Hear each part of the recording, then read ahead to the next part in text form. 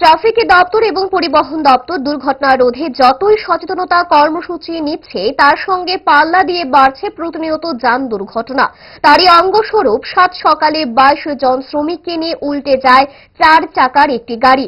ঘটনা গোমতী জেলার উদয়পুর মহকুমার অন্তর্গত গঙ্গাছড়া থেকে জামজুড়ি ফরেস্ট অফিস সংলগ্ন দুধ পুষ্কুনি এলাকায়। ঘটনাটি ঘটে শনিবার সাত সকালে। ঘটনাটি দেখতে পেয়ে ছুটে আসে আশেপাশের লোকজন। উদয়পুর অগ্নি নির্বাপক দপ্তরে খবর দিলে অগ্নি নির্বাপক দপ্তরের কর্মীরা ছুটে এসে আহত শ্রমিকদের উদ্ধার করে নিয়ে যায় গোমতী জেলা হাসপাতালে।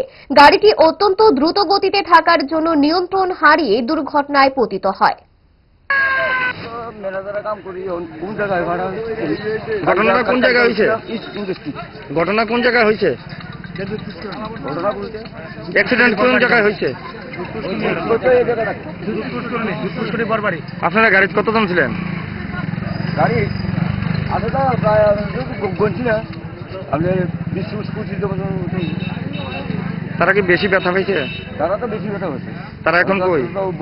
আছে এখন কই তারা? তারা এখন কই আছে? ওই ওখানে আমাদের হসপিটালে গেছে। কে নিছে?